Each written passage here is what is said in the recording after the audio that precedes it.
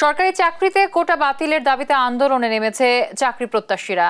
এ নিয়ে আরো বিস্তারিত জানাতে চট্টগ্রাম ও কুমিল্লা থেকে সরাসরি যুক্ত হচ্ছেন আমাদের সহকর্মীরা।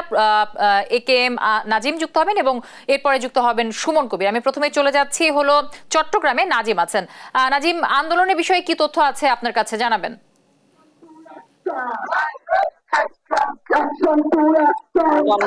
শিক্ষার্থীরা করে তারা আন্দোলন করছেন। তারা একটু আগে দুপুরের দিকে চট্টগ্রাম বিশ্ববিদ্যালয় থেকে তারা ট্রেনে করে চট্টগ্রাম শহরে আসার পর 16 2 নাম্বার গেটে যে রেল স্টেশন রয়েছে সেটি অবরোধ করে তারা বিক্ষোভ করছেন। তারা যেটি বলছেন আসলে কোটা বাতিলের দাবিতে তাদের যে আন্দোলন সেটি শান্তিপূর্ণ আন্দোলন তারা চালিয়ে যাবেন। তাদের দাবি পূরণ না হওয়া পর্যন্ত তাদের যে আন্দোলন সেটি তারা চালিয়ে যাবেন। ইতিমধ্যে যে 16 রেল স্টেশন অবরোধ করা হয়েছে, এখান দিয়ে আসলে চট্টগ্রাম থেকে নাজিরহাট মুখী এবং চট্টগ্রাম বিশ্ববিদ্যালয়মুখী কয়েকটি ট্রেন চলাচল করে সেটি অবরোধ করে শিক্ষার্থীরা রেল স্টেশনে থেকে তারা অবরোধ করছেন। তাদের যে দাবি হচ্ছে যে কোটা নিয়ে যেটি হচ্ছে, কোটা নিয়ে যে 2017 সালে সরকার যে রায় দিয়েছিল সেটি বহাল রেখে মূলত তারা আন্দোলন করছেন। এতে করে আসলে আমরা যে কোটা শিক্ষার্থীর সাথে কথা বলবো। আপনাদের যে আন্দোলন সেটা কতদিন চলবে বা আপনার দাবিগুলো কি কি? আপনারা হয়তো বা জানেন যে আমাদের গোটা বাংলাদেশে শুরু হয়েছে ততদিন পর্যন্ত চলবে যতদিন পর্যন্ত আমাদের দাবিটা আদায় না হচ্ছে। তো সারা বাংলাদেশে চলছে, এখন যে আমাদের কর্মসূচি চলছে সারা বাংলা ব্লকেট। আমরা বাংলাদেশের প্রত্যেকটা জায়গা যেখানে আন্দোলন চলছে প্রত্যেকটা জায়গায় বাংলা ব্লকেট করা হচ্ছে, মহাসড়ক, সড়ক, রেল লাইন অবরোধ চলছে। আর এটা চলতে থাকবে যতদিন পর্যন্ত আমাদের দাবি আদায় না হয়। তবে আমি সাধারণ জনগণকে একটা মেসেজ দিতে চাই যে আপনাদের এই সাময়িক অসুবিধার জন্য আমরা আসলে আন্তরিকভাবে দুঃখিত। আমাদের তেমন কিছু করা নাই, কারণ আমাদের দাবিটা মুখ্য। আমাদের বাজার দাবি, আমাদের পেটের দাবি, আমাদের প্রাণের দাবি। আপনারা হয়তো এটা ইতিমধ্যে জেনে গেছেন। তো আমি বলবো আমাদের এখন গতকালকে ঘোষণা আছে দফা 1 দাবি 1 কোটানোর আমরা যাবো। এটা কিভাবে করতে হবে যে আমাদের বাংলাদেশে যারা অনগ্রসর জাতি গোষ্ঠী আছে বা পিছিয়ে পড়া জনগোষ্ঠী আছে তাদের কথা বিবেচনা করে একটা সহনীয় মাত্রায় নিয়ে আসতে হবে।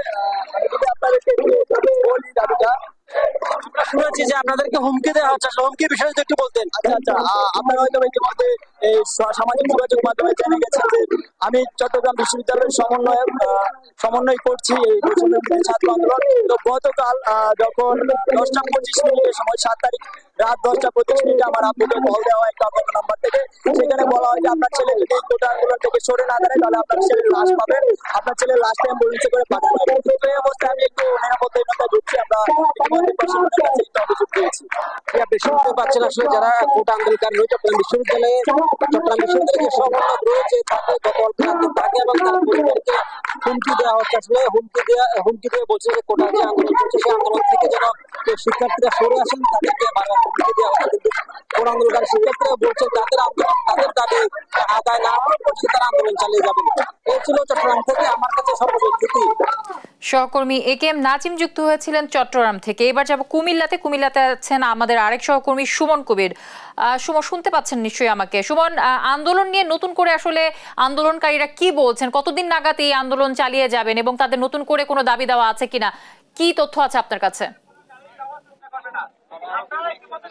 জি জ্যোতি, আপনি যেটা বলছেন আসলে ঢাকা চট্টগ্রাম মহাসড়কে আজ কর্মসূচি বিকাল 3:30 থেকে আসলে তারা অবস্থান নিয়েছে এবং দুই দিকে রাস্তা আসলে বন্ধ করে দিয়েছে। তবে বিশেষ ক্ষেত্রে আপনি দেখতে পাচ্ছেন তারা বলছেন যে মেধার কোনো বিকল্প নেই। মেধা অনুযায়ী সকলকে তারা বলছেন মেধা অনুযায়ী সরকার যে 2018 পরিবর্তন জারি করেছে সেই পরিবর্তন বহাল রাখা হয়। তবে একটা জানা নাকি কুমিল্লা ঢাকা চট্টগ্রাম মহাসড়কে আসলে যারা অ্যাম্বুলেন্স এবং বিদেশগামী যাত্রী তাদেরকে ছেড়ে দেওয়া হচ্ছে, আর অন্যত কোনো গাড়ি আসলে এখান থেকে ছেড়ে দিচ্ছে না। তবে একটু জানিয়ে রাখি, আমরা দেখছি মেধা থাকার কোটা পদ্ধতি তারা আসলে তারা একটা প্রতিক্রিয়া একটা অবস্থান নিয়েছে এবং সেই প্রতিক্রিয়া অবস্থা থেকে আমাদের বাংলা ব্লকের অবস্থান কর্মসূচি এবং অবস্থানে তারা বলছেন যে মেধা হিসেবে নেওয়া হোক এবং সরকার যদি প্রধানমন্ত্রী শেখ হাসিনা এবং যে বক্তব্য দিয়েছেন তারা বলছেন তাদের যে আন্দোলন সেই আন্দোলনের কথা বিবেচনা ওনারা বক্তব্য দিয়েছেন এবং সেই বক্তব্য তারা বলছেন তারা আন্দোলন সফল হচ্ছে এবং তারা আন্দোলন চালিয়ে যাবেন।